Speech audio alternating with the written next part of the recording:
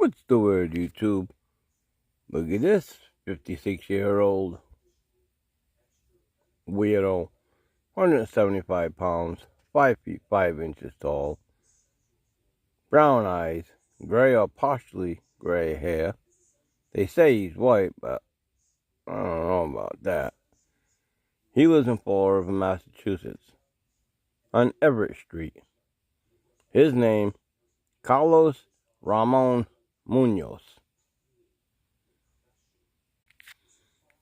You see in October 21st, 2016, what his charges were?